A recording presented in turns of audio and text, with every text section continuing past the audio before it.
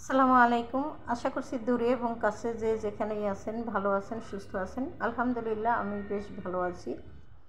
প্রচণ্ড পরিমাণে গরম পড়ে গেছে। এই গরমে আসলে কোনো কাজ করতে ইচ্ছে করে না। তাই তো গত রাতের বেলা কিছুটা প্লেট বাটি আমি রেখে দিয়েছিলাম। এরও একটা কারণ আছে। ছেলেরা যেহেতু অনেক রাত করে বাসায় ফিরে, তখন কিন্তু ওরা আবার খাওয়া দাওয়া করে। আর আমরা যেহেতু আরও কিছুক্ষণ আগে খেয়ে ফেলি, সেই প্লেট বাটিগুলো কিন্তু আমি ধুয়েই রাখি রাতের বেলা। আর ওরা দেরি করা ফেরার কারণে ওদেরগুলো আসলে আমি আর ধুই না, গরমের ভিতরে আমার ভালো লাগে না। তাই তো সকালবেলা ঘুম থেকে উঠেই কিন্তু ওই প্লেট বাটিগুলো আগে শুরুতে আমি ধুয়ে নিই, তারপরে আমি নাস্তা বানাই বা অন্য অন্য কাজকর্মগুলো শুরু করি। তো এই তো প্লেট বাটি ধুয়ে সুন্দর করে আমি কিন্তু আমার শেলফটার ভিতরে গুছিয়ে নিলাম, কারণ হাতের কাছে আবার ছড়িয়ে ছিটিয়ে প্লেট বাটি থাকলে আমি কোনো কাজকর্ম করতে পারি না। অনেকেরই দেখি রান্নাঘরে এক জাবা এক পাজা প্লেট বাটি হান্ডি গুন্ডি রাখে। তো যাই হোক, যার যেভাবে সুবিধা সে তো সেইভাবেই করবে। আমি কিন্তু পারি না। আমি এমনভাবে গুছিয়ে রাখি মনে হয় আমার ঘরে কোনো প্লেট বাটি নাই, একেবারে শূন্য। আসলে কিন্তু না, অনেক প্লেট বাটি আমার আছে, কিন্তু আমি একবার গুছিয়ে রাখি। যখন যেটা প্রয়োজন আমি সেটাই নামিয়ে নিই। তো ঘুম থেকে উঠেছি একটু দেরি করেই, গরমের ভিতরে রাত্রে অত বেশি একটা ঘুম হয় না। তো ঘুম থেকে উঠেছি, এখন ঠান্ডা ঠান্ডা ভাবলাম যে বাঙ্গি শরবত বানিয়ে খাই। তো এখানে ছেলেরা তো উঠে নাই, আমার হাজব্যান্ড আর আমি 2 গ্লাস বানিয়ে শুরুতে খেয়ে নিলাম। তো ওনাকে 1 গ্লাস দিয়ে আসলাম আর আমি আমার গ্লাস খেয়ে নিয়েছি। এখন উনি তো নিচে গিয়েছিল, নিচে থেকে এসেছে। তো এমন একটা মাছ এনেছে, মাছ দেখে আমার একেবারেই পছন্দ হয় নাই। তা ভাবলাম মাছটা আবার কেটেও আনে নাই। কখনোই আস্তা মাছ আমাদের আসলে আনা হয় না। কিন্তু এমন পরিস্থিতি যে গরমের ভিতরে কোনো কাজই করতে ইচ্ছা করে না, আর আজকেই একটা মাছ নিয়ে আসছে এইভাবে। তো আঁশ ফেলানোর ওই মেশিনটা দিয়ে আমি কিন্তু আসলে আঁশ ফেলাছিলাম ঠিকই, কিন্তু এত ছিটাছিটি করছিল তা দেখে আমার মেজাজ একেবারেই পুরোই রাগ হয়ে গেছিলাম আমি, যে কোনো কাজই আসলে সহজ না। মনে হয় সহজ, কিন্তু এমন ছড়িয়ে ছিটিয়ে পড়লো আঁশগুলো, সেই আঁশ টুকাইতেই আমার অনেক সময় লেগে গিয়েছে। আর আমি তো নাছোড়বান্দা, এমন একটা আঁশও ঘরে ছড়িয়ে ছিটিয়ে থাকতে পারবে না, এরকম অবস্থা। তো মাছটা কেটে ধুয়ে পরিষ্কার করে নিয়েছি। এখন আমি একটু নুন হলুদ মেখে রেখে দেব। এখন তো রান্না করব না, অলরেডি রান্নার সমস্ত সব কিছু এই এক হাতেই এই মুহূর্তে গুছিয়ে গাছিয়ে রেখে দেব। তারপরে আমি সকালবেলার নাস্তাটা তৈরি করব, কারণ আমাদের তো নাস্তা খাওয়া হয় নাই, শুধু শরবত খাওয়া হয়েছিল। তাই তো এখন অনেকটা সময়ই কিন্তু হয়ে গেছে। গরমের ভিতরে কিন্তু আসলে থেমে থেমে কাজ করি, ওইভাবে কাজ কিন্তু করাও হয় না। তো ছেলে একজন উঠে বলছে যে আমি বাইরে যাব, আমাকে তাড়াতাড়ি করে দাও। এমন তাড়াহুড়া করে আমি করলাম যে ছেলে আর কি বসে খাওয়ারও সময় পেল না, আর আমিও সুন্দরভাবে ওকে সাজিয়ে গুছিয়ে দিতে পারলাম না। ও চট করে এখান থেকে হাত দিয়ে নিয়ে খেয়ে চলে যাবে। তো ওকেও কিন্তু আমি 1 গ্লাস বাঙ্গি শরবত দিয়েছিলাম সকালবেলা। এই বাঙ্গি শরবতটা খেলে গরমের ভিতরে কিন্তু পেট একেবারেই ঠান্ডা থাকবে, বাইরে গেলে ভালো লাগে। বাইরে তো এখন প্রচুর পরিমাণে গরম, তাই তো ছেলেদেরকে বাঙ্গি শরবত খাওয়াতে আমি আসলে পছন্দ করি। সেই সাথে লেবু শরবতও খাওয়াই মাঝে মধ্যে। এই তো দেখতেই পাচ্ছেন, ছেলে কিন্তু হাত দিয়ে নিয়ে খেয়ে ফেলেছে। তো বড় ছেলে খেয়ে কিন্তু অলরেডি চলেও গেছে, আর তারপরে আমি কিন্তু এটা অলরেডি ছোটো ছেলের জন্য রেডি করে রেখে দিলাম, আর 1 গ্লাস শরবতও করে রাখলাম। তবে শরবতটা কিন্তু আমি ফ্রিজে রেখে দিয়েছিলাম, পরে ও আরও কিছুক্ষণ পরে উঠেই তারপরে নাস্তাটা করেছিল। তো যাই হোক, অনেক কথাই বলে ফেলেছি, এবার চলে আসলাম রান্না করতে। আসলে গরমের ভিতর আমি কিন্তু থেমে থেমে কাজ করি, তো সেই ব্যাপারগুলি তো আর আপনাদের সাথে শেয়ার করা যায় না। এখন চলে আসলাম রান্না করতে। এরই মাঝে কিন্তু আমি ঘর বাড়ি গুছিয়ে নিয়েছি, বিছানাপত্র গুছিয়েছি, ঘর ঝাড়া মোছা দিয়ে ফেলেছি, এবং ফার্নিচারও মুছে ধুয়ে পরিষ্কার করে ফেলেছি। শুধুমাত্র বাকি রেখেছি আমার গোসল করাটা। তো গোসল করব আমি কিভাবে, আমার এত গরমেতে গোসল করতে ইচ্ছে করে না। তাই তো আমি একেবারে গোসল না করেই কী করলাম, অজু করে নামাজ পড়ে নিলাম। তারপরে যখন সন্ধ্যার কিছুক্ষণ আগে ঠান্ডা ঠান্ডা পড়বে, তখনই আমি গোসলটা করে নেব, আছরের কিছুক্ষণ আগে। তো এখানে কিন্তু আমি টমেটো টক রান্না করলাম। টমেটো টক কিন্তু আমরা আসলে খাই না ওইভাবে আমাদের দেশে। তো কি আর করার, রোজার ভিতরে বেশ কিছু টমেটো এবং শসা এনেছিল, সেগুলো আমার নষ্ট হয়ে যাচ্ছে, তাই ভাবলাম যে একটুখানি টক রান্না করে ফেলি টমেটোর। তাই যেই ভাবা সেইভাবেই আমি আর কি কেটে কুটে সেদ্ধ বসিয়ে দিয়েছিলাম। সাথে দিয়েছিলাম সামান্য একটু হলুদ, মরিচ আর ধনিয়া গুঁড়া, পেঁয়াজ আর রসুন। যে কোনো দেখবেন টক জাতীয় জিনিসের ভিতরে একটু রসুন বাগার দিলে কিন্তু খাবারটা ভীষণ টেস্টি হয়, এবং সাথে একটু চিনিও দিয়েছিলাম। তাই তো রান্নাটা খুবই ভালো হয়েছিল, একেবারে সিম্পল রান্না, কিন্তু খেতে ভীষণ মজা হয়েছিল।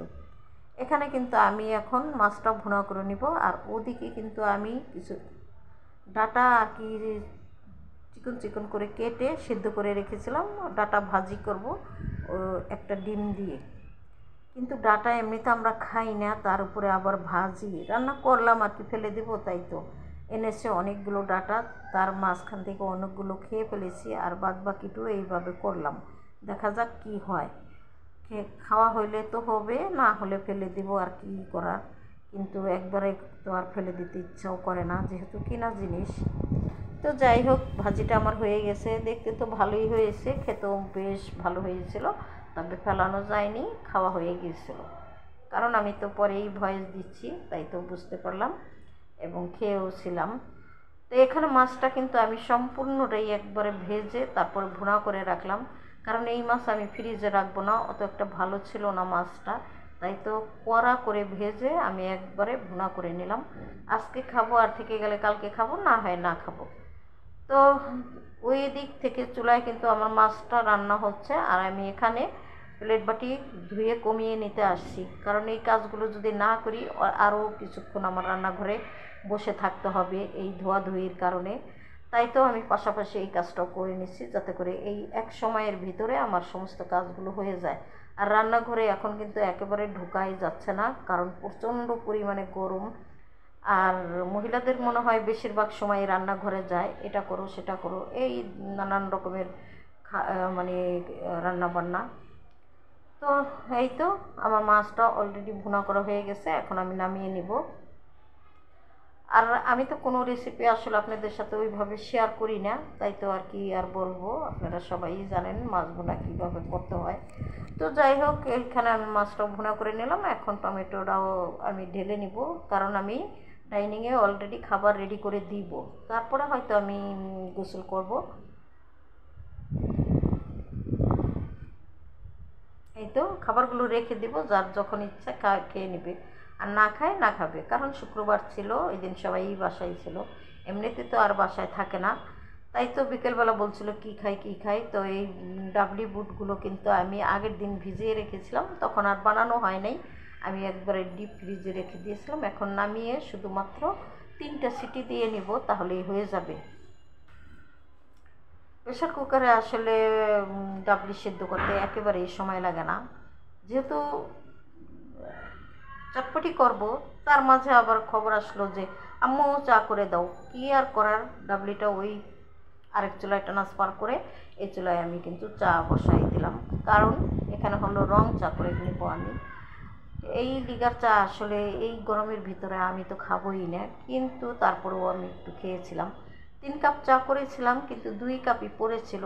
ছেলেরা বানাইতে বললো ঠিকই, কেউ আর মুখে দিল না, আমি শুধু 1 কাপ চা খেয়ে নিলাম, আর বিস্কিটগুলো পরের দিন পর্যন্ত নষ্ট হয়ে গেল।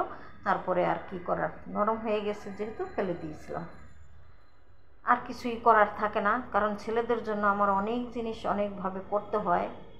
তো যাই হোক, এমন কালো হয়েছিল চা, দেখে মনে হচ্ছিল যেন আলকাতরা, কিন্তু আলকাতরাটাও আমি ইচ্ছে করলে কমিয়ে দিতে পারতাম, কিন্তু আমি দেই নাই, কারণ এইভাবেও চাটা খেতে কিন্তু ভীষণ মজা হয়েছিল, যেহেতু মশলা দিয়েছিলাম।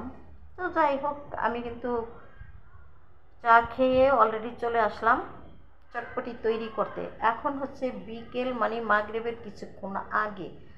তো ওদিক থেকে ডালটা তো সেদ্ধ হয়েই গেছে, আর আমি কিন্তু তেঁতুল এখন ভিজিয়ে নিচ্ছি, কিছুক্ষণ পরে আর কি একটুখানি গুলিয়ে নিব, কিছুক্ষণ 10 মিনিট আগে ভিজিয়ে রাখলেই হয়। তো ডালটা আমি কিন্তু কড়াইতে ঢেলে দিয়েছি অলরেডি, দেখেন কেমন সিদ্ধ হয়ে গেছে, আর সিদ্ধ করব না, অতিরিক্ত সিদ্ধ করলে কিন্তু একেবারে ভর্তা ভর্তা হয়ে যায়, আর ওই ধরনের চটপটি খেতে আমার কিন্তু ভালো লাগে না। অনেকেরই দেখি চটপটি একেবারে ঘন গাঢ় করে ফেলে, অত গাঢ় চটপটি খেতে আমার ভালো লাগে না, একটু হালকা পাতলা থাকলেই ভালো লাগে। তো এখানে তো তেমন কোনো কিছুই লাগে না, চটপটি মশলাটা দিলেই হয়ে যায়, সেই সাথে লবণ, হালকা একটু হলুদ দিয়েছিলাম। এই তো ওদিক থেকে চটপটিটাও আমি নামিয়ে ফেলেছি। আর 1 প্যাকেট হলো ফুচকা এনেছিল, তো সেগুলো আমি এখন ভেজে নিচ্ছি, চটপটি দিয়ে খাবো। ভীষণ ভালোই হয়েছিল, একদম ফুলে টইটুম্বুর হয়ে গেছিলো, ভাজতে কিন্তু ভালোই লেগেছিলো। আমার মনে হচ্ছিল পুরো প্যাকেটটি ভেজে ফেলি, কিন্তু তা তো সম্ভব না। তো এগুলো ভাজতে ভাজতে আমি হয়তো আপনাদের কাছ থেকে বিদায় নিয়ে নেব, আর চটপটিগুলো সুন্দরভাবে পরিবেশন করে দেব সবাইকে। এই তো অলরেডি আমি সাজিয়ে নিয়েছি, সবাই দেখতে থাকেন আমি কীভাবে চটপটিটা তৈরি করলাম এবং পরিবেশন করলাম, আর আপনাদের কাছ থেকে আমি বিদায় নিয়ে নিই। কাঁচামরিচ দিয়েছিলাম এখানে, ধনিয়া পাতা ছিল না, শসা আর হলো কাঁচামরিচ আর চিলি ফ্লেক্স দিয়েছিলাম, আর সেই সাথে ডিম, ফুচকা তো দেবই, আর সামান্য একটু চটপটি মশলা দিয়েছিলাম। এই তো এইভাবেই, ধনিয়া পাতাটা থাকলে ভালো হতো, না হলেও কোনো সমস্যা নেই। তো যাই হোক, আপনাদের কাছ থেকে বিদায় নিই, সবাই ভালো থাকেন, সুস্থ থাকেন, আল্লাহ হাফেজ, আসসালামু আলাইকুম।